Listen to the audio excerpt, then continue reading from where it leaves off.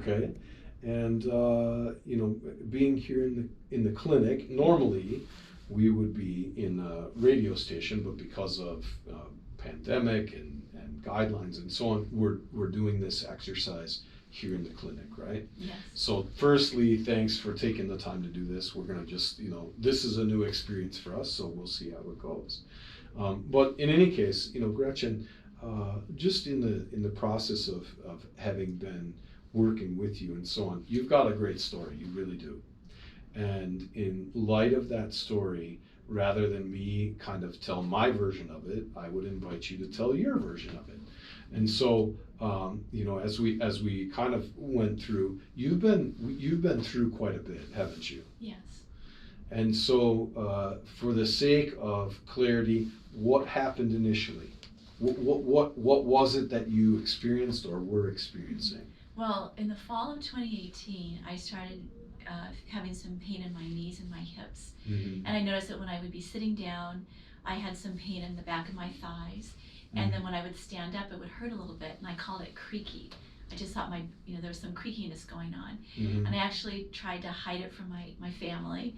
And one day I stood up, and my husband, Dan, noticed it. And he isn't one to tell me to go to the doctor, unless, of course, it's something urgent. And he said, Gretchen, check it out, because it was clear that something was wrong. Mm-hmm. And so I started off with a chiropractor whom I had been seeing periodically. And you know, I told him I was having some trouble walking, and he basically just did the same adjustment that he had always done. Mm-hmm. And after, I think I only went to him once or twice, and it wasn't helping me at all. So then I went to our homeopath, who was also an osteopath, Mm-hmm. and we had seen him for years, and he had done great work with our family.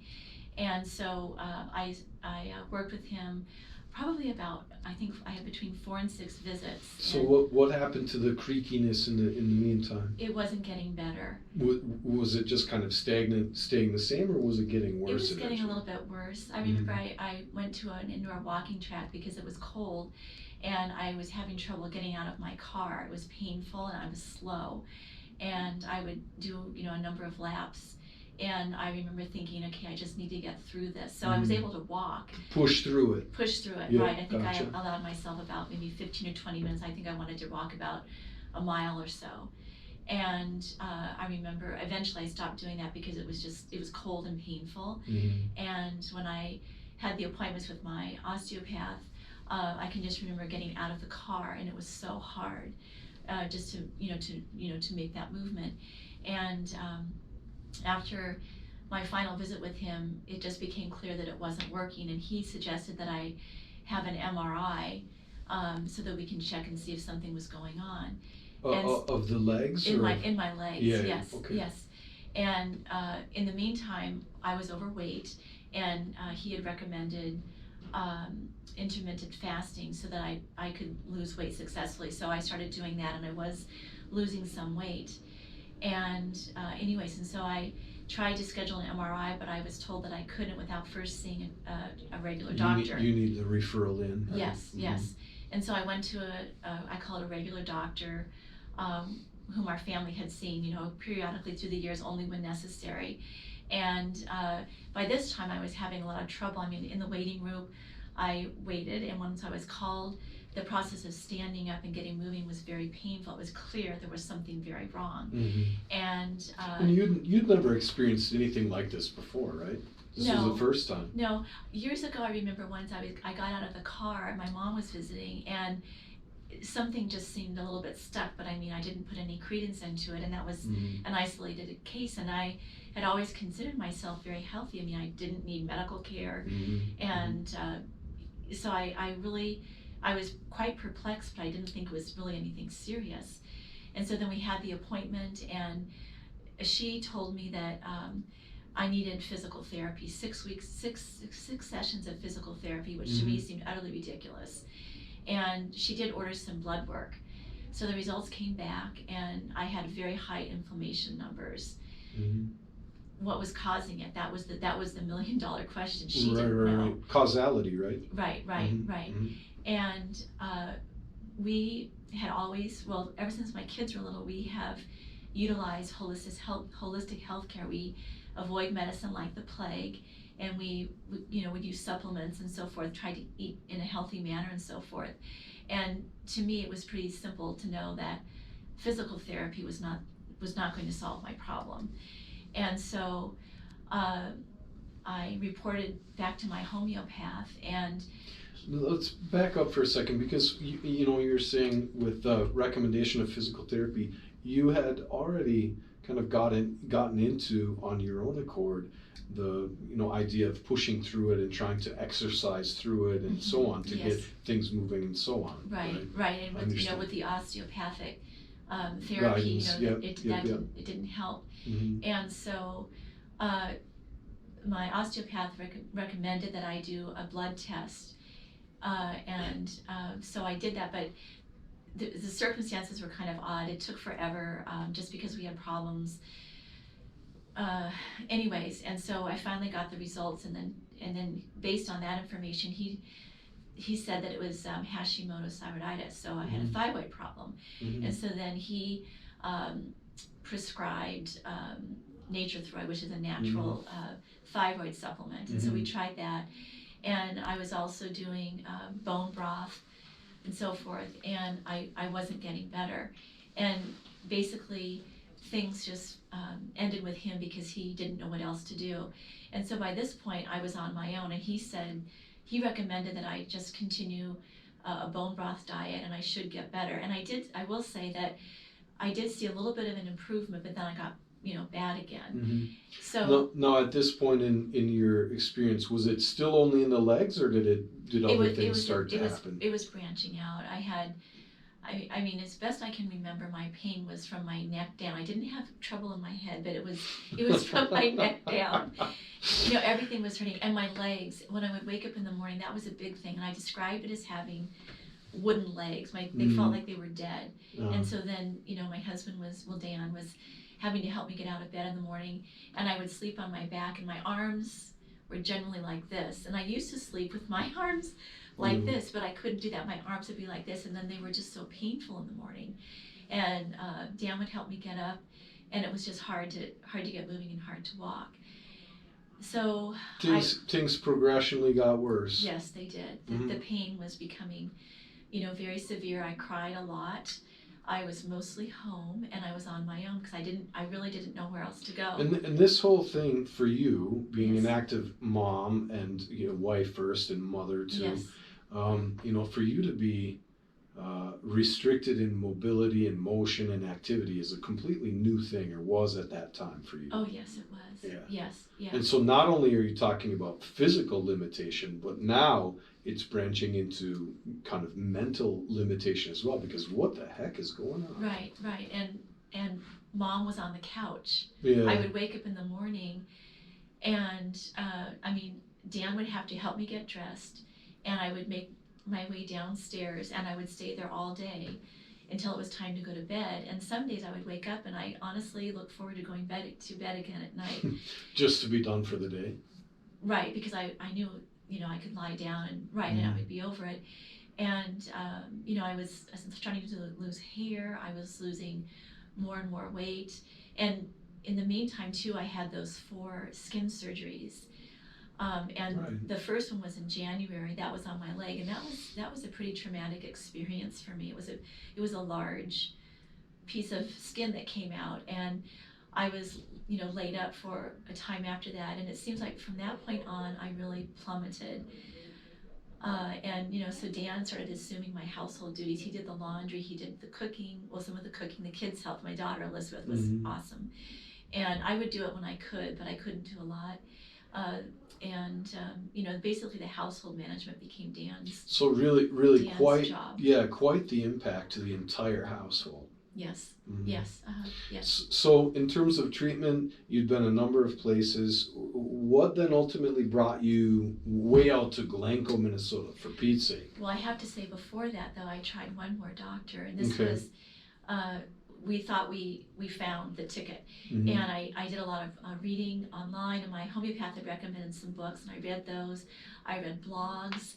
One of the books that I read was by a pharmacist who herself had Hashimoto's. And so I started doing all of these things. I made dietary changes, and I was becoming paranoid about food because it seemed like every time you read something new, you couldn't eat this and you couldn't eat that. So that became a real problem for me. And we found this doctor, and she did extensive blood work and testing. We did saliva testing and so forth. And I met with her twice. So we had the initial consultation, and then we went back, I think within a week. I can't exactly remember, but anyways, for the report. And when we had the meeting with her, I was in so much pain I couldn't sit still. The next day, I was on the couch, and this was an unusual day because I was in so much pain, and I can remember thinking to myself, I wonder if this is what it feels like when you're going to die. I didn't think I was going to die, but it was that much pain. And then this doctor happened to call, and she said, Gretchen, I want to prescribe a pain medication to you because you're in so much pain. Now I have to say that we didn't take medicine in our family. We were very much opposed to it. And but I thought, okay, well, I need to consider what she said. And she did take a natural approach to things. And I did a lot of research, and I talked it over with Dan and my mother-in-law, who was on the same page as we were. I really valued her advice. And it was called low-dose naltrexone.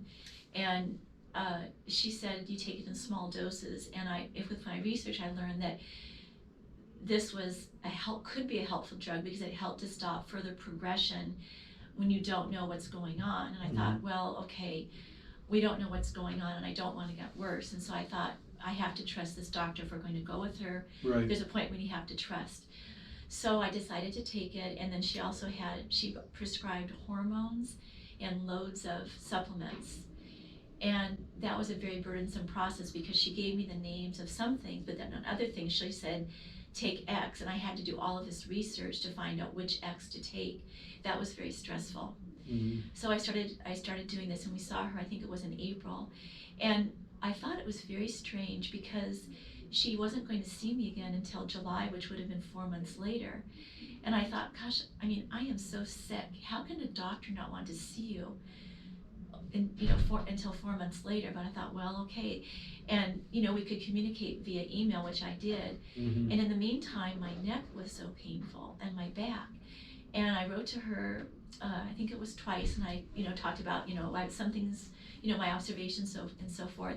But she didn't pick up on that. She didn't say anything about my neck. So I went back to my old chiropractor because I was desperate, and it didn't help.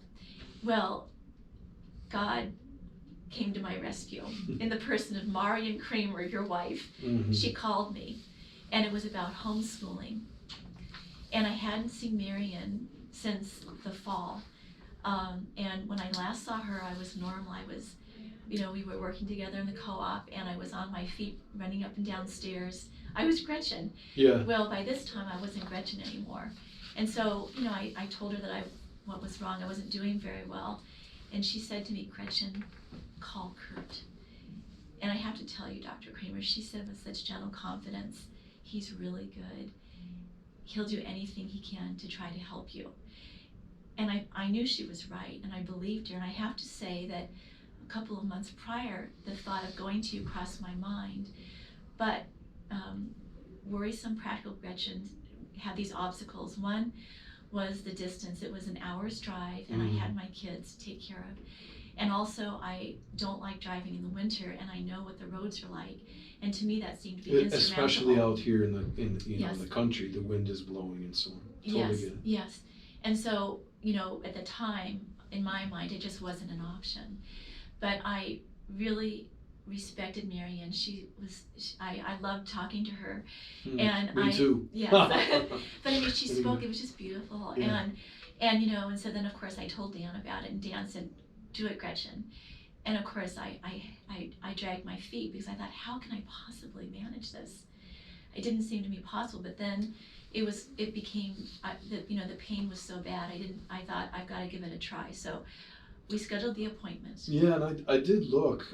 Your first appointment with us was May 22nd of 2019. So it's a year and a half ago. So it was a long time. And we were acquainted. I didn't know you, but I was acquainted with you, so you knew who Gretchen was. Yes, I did and I do. Yes. Well, and then, when we had my appointment, I shuffled down the hall and I was hunched over, and I think I had probably lost about 30 or 40 pounds by that point. And, and then we had this extensive discussion about my health and so forth. Mm-hmm. And with the x-rays and the physical exam, you tested my range of motion and so forth. And in the course of the conversation about my health history, you learned about the accident that I was in January of 2017, which by all accounts was extremely minor. Mm-hmm. And I had the insurance company come out and check my car. The damage was almost minimal at best. Yes, but Mm-hmm. I was just concerned that if there was some damage, I wanted to know for the sake, to protect my family. Right. And anyways, and so, and I went back the day of the accident. I felt a little bit funny, and so I went to my chiropractor right away. Mm-hmm. And so, he drew up a plan for me. We contacted the insurance, Right. and the only exam that was done was thermographic. They didn't take x-rays there. Mm-hmm. And so, he treated me.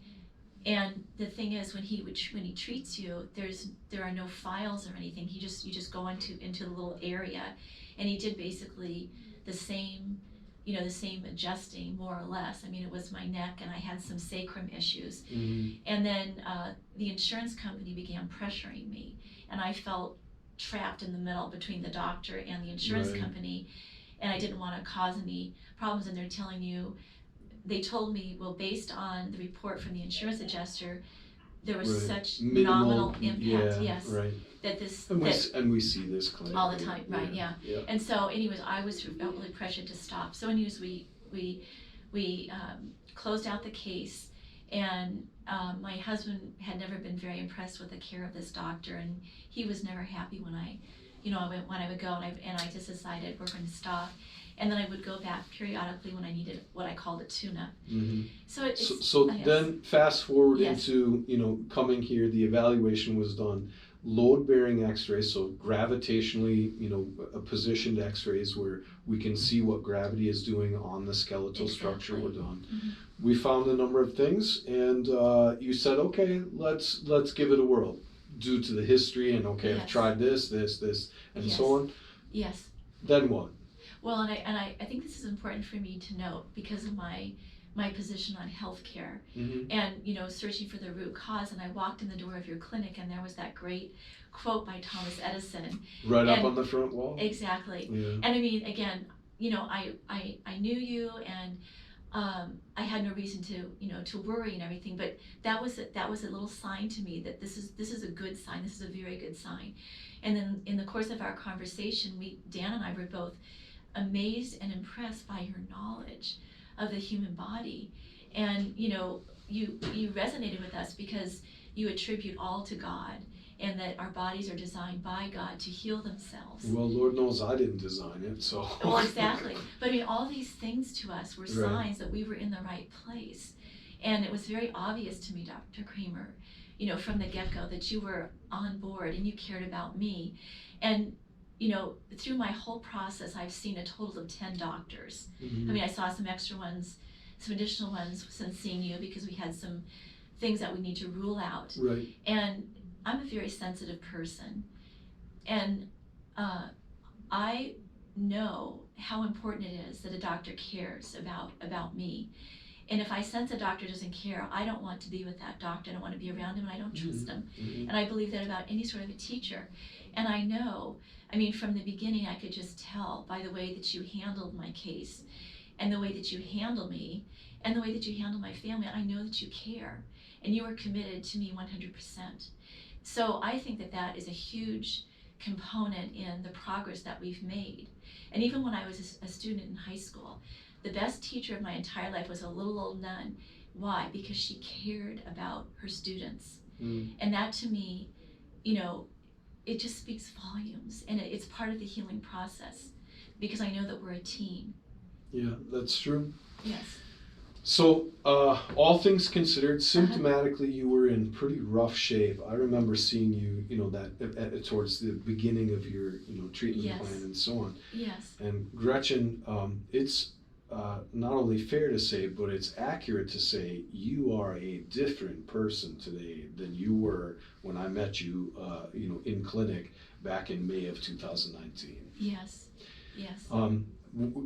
Catch everybody up. I mean, where are things now? What kind of, where's your life at? I mean, obviously there's a lot of treatment and attention to detail and so on that's been had, right? Where are things at for you now? What's your life like now? Completely different. And how so? Well, first of all, I would like to say, with a bit of humor, that Gretchen's back. I was. You're kind of like the Terminator. I'll be back. I'm back. Yes. Yes. And my family lives in California, and obviously they were quite concerned about me. And I sent my mom a picture of myself, and she called and said, "Gretchen, what is going on?" And my sister visited me a year ago. I remember that. Yes. Yeah, and she was here with you. She came and she came and brought me to see you for one of my. She drove me to one of my appointments, and she said, "Gretchen, you look like you've got cancer." She's had friends who had cancer, so I looked really bad, and I had been losing hair, and my total weight loss was 70 pounds. I was down to 112, and I'm just under 5'5", so I was very, very skinny. I was very frail, and I've put on about 30 pounds, and I look. Your color is back. Yes, my hair has grown back, and Dan, one day, a few months ago, kept saying that over and over, and I was thinking, gosh, did I really look that bad? He's like, "Gretchen, you did." He never told me that, but I mean, really. Good husband, he should. That's true. Only comment if the woman looks, wonderful. That's right. That's right. And people at my parish, had come up to me and, "Gretchen," I mean, people that I didn't even know were, had come up to me when I was sick and went, "What's wrong? I'm praying for you. Can I do anything for you?" And now I'm hearing you look so much better, and I feel so much better. At my worst, I was almost completely dependent upon my husband and my family. Now I am independent. I'm driving. I do most of the cooking. The day that I started doing the laundry again was awesome. And it's kind of silly, isn't it? That one can celebrate doing laundry again. It was great. Yes, I can fulfill my duties now as a wife and a mother. Well, being functional and having the ability to do it, That's right? Above all. That's right. And even simple things, in the shower. I mean, I needed help in the shower initially, but I was able to shower, and now I can take the. I mean, it's been a number of months, but to be able still to be able to take the shower head off and to move it, to be able to reach onto the top cupboard in my kitchen without grimacing in pain, to be able to go down and pick up something that I dropped on the floor, to hug my kids without being in pain. They would hug me and they would be afraid that I was going to break. They can hug me now and not worry about that. It's I'm a different person, and I still, we still have, there's definitely still work to go, but I mean, I can do things again. All kind of linked back to an incident in a vehicle where your head was turned. Yes. Looking to merge into traffic, and you were bumped slightly from the behind. Yes. Yeah. Isn't that crazy? Well, it's remarkable. Yeah. And when we had the consultation and you reviewed my health history, and then later gave us your analysis, you mentioned that probably it all began about 25 years ago. I thought, bingo, because that was when I had my first accident that I can recall. I was an adult at the time, and I was in 3 minor car accidents over, from probably about age 25, and I mean, those 3 accidents warranted no medical care because I felt I didn't need any medical care, and I didn't know about chiropractic care. Which is quite frankly the commonplace, understanding that the majority of people have. Exactly. Well, I have all my limbs. I'm not bleeding anywhere. It doesn't feel like anything's broken. Yes. I might be a little bit stiff or sore for a couple of days, but I should be okay. It's NBD, no big deal, right? Yes. But what they fail to realize is the malposition potential in the structure underneath and the influence that has on the neurology. That's right. That's right. And I think that there's something that you excel in, and that's your ability to communicate what can be complex concepts and situations, medical conditions, and to make them so realistic. You're constantly uh, using analogies to explain things, and we talk about these things at the dinner table. How Well, was your appointment? this is I think something that you and I, Gretchen, have in common because we both have a history of teaching, right? And so Yes. really to reach out, if you do care, reaching out to help the in this case a student or a patient really truly understand as best we can what it is that's happening. That's right. And I think the formation, as a human being, to learn more and more about the human body and how the structural chiropractic care absolutely makes sense. So for the last, since May of 2019, year and a half, you've been driving about an hour one way. Yes. To come out to Glencoe, Minnesota for care. Yes. You're seeing a number of changes. We've looked at the structural component, right, as well as the dietary component, as well as providing the proper building blocks for your body to be able to rebuild and to do what it's really designed to do, right? Yes. And so, in a nutshell, you've seen quite a change, right? Yes. Is that fair to say? Radical change. A radical change, right? Yes. And we even recently looked at some numbers from re-exams from when we first started and along the way. We've looked at what your structural refilms have done, what your new x-rays have shown, and the changes that have happened there. We've looked at dietary assessments in terms of the numbers that have changed on a number of other methods that we use to track and identify what the changes are and what's going on and what's happening with the patient, right? All of that kind of summarized, you're in quite the different position that you are now. In terms of your story and where you've been and how you've come along the entire process, Gretchen, what would you say to people who have either never experienced structural chiropractic or they've never had somebody look for causality in terms of what they're experiencing, or maybe they're skeptical? Why should I, even consider driving to a place like Glencoe, whether it's here or a different structural office? What would you say to them? I would say that chiropractic care is really the ground zero of your health care. And it should be the basis upon which everything else is. Portal of entry. Yes, it should be. And, I love history, and I remember we did some history of medicine studying a couple of years ago when my kids were in elementary school, and we read about Hippocrates. Yeah. And the father of medicine, he believed that every disease had a natural cause. Find the cause, then you cure the disease. Right. And then also the ancient Roman doctor Galen understood the connection between nerves and the spinal column in the neck. And then we have Thomas Edison, the wisdom of these men.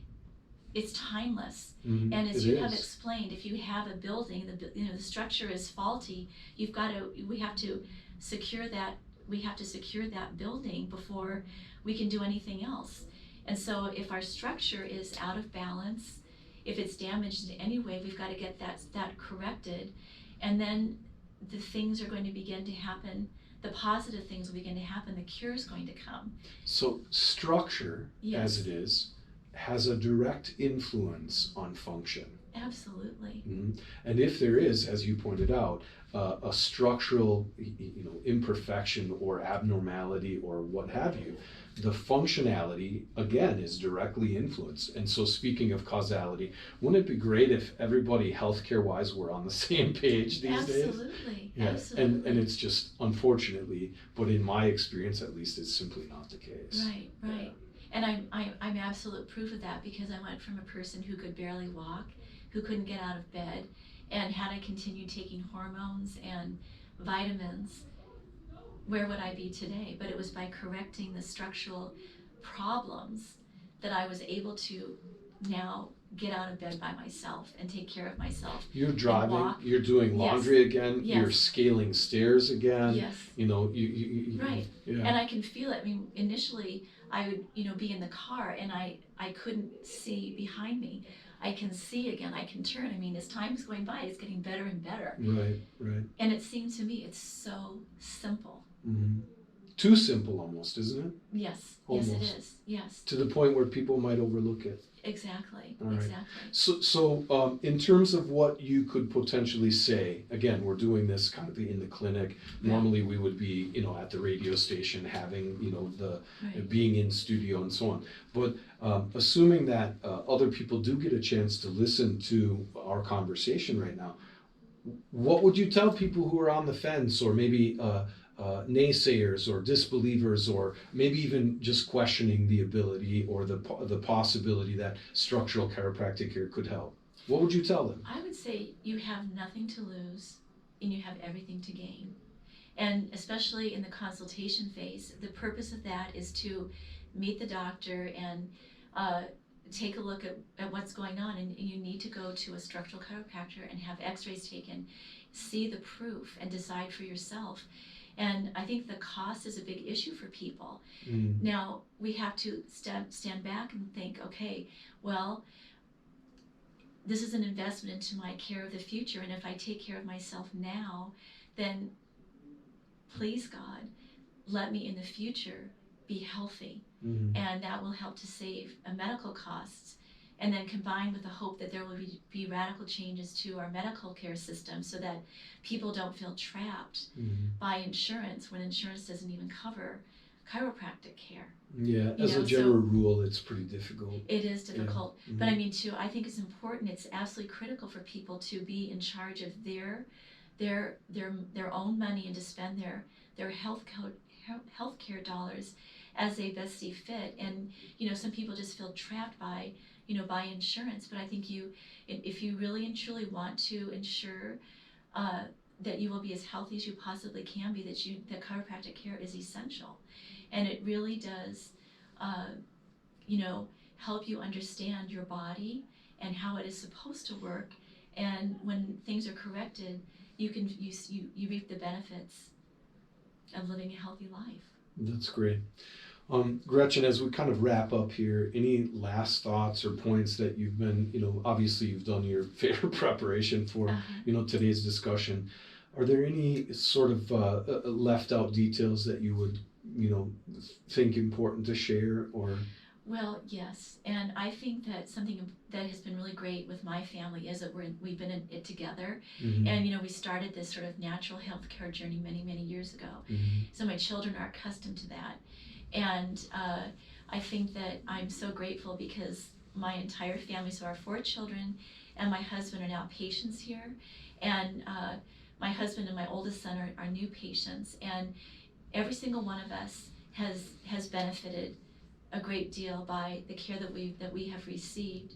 And my hope and my prayer is that the foundation has been laid for my children, and as they prepare to move into adulthood and have families of their own in the future, that they will raise their families in the same manner and take the same approach to healthcare that we have, because they all see that it works and they know that it works, and I hope that it does stay with them. Right. And that we can also, help other people, come to give it a try.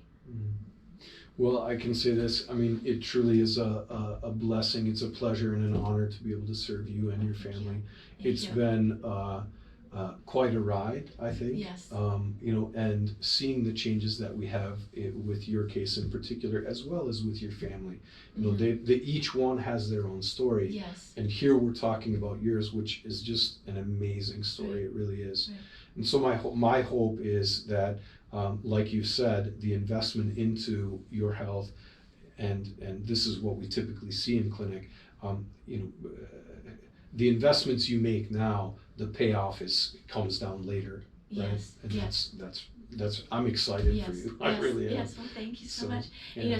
Another point I'd like to make, if I may, is that it hasn't been an easy ride, and I think you told me from the get-go that, Gretchen, you're going to have ups and downs. Yes. You will have setbacks, and I've had some pretty good setbacks. Pretty questionable ones, in fact, right? Yes, Yeah. and I've been discouraged, and there have been times when I've sent you emails, Yeah. and you've been on my side. You've encouraged me. We've gone through it together. We've been a real team. And also another point that I would like to make is that I've gone through the process, the consultation process 6 times. Mm-hmm. It's always the same, and that's a good thing, because it shows me again that you are committed to each and every one of your patients. You question them, and you make sure that you have a thorough understanding of the case, Mm-hmm. big or small, and you're thorough. Mm-hmm. And I think that that's very important. Yeah, I have been accused of being thorough a time or two. But it's important. Yes, Anyway. yes, yes. All So right. I'm so grateful. Yeah. You know, and God is good, and I know that He has very much been a part of this process, and I do really appreciate that we have the faith in common, and Mm-hmm. that God has definitely been a partner in my healing. Very good. Well, again, thanks so much for taking the time to meet with us just to have this conversation. And as I said before, I look forward to many other continued successes in your case and with your family as well. Likewise. Thank Thanks. you, Doctor, very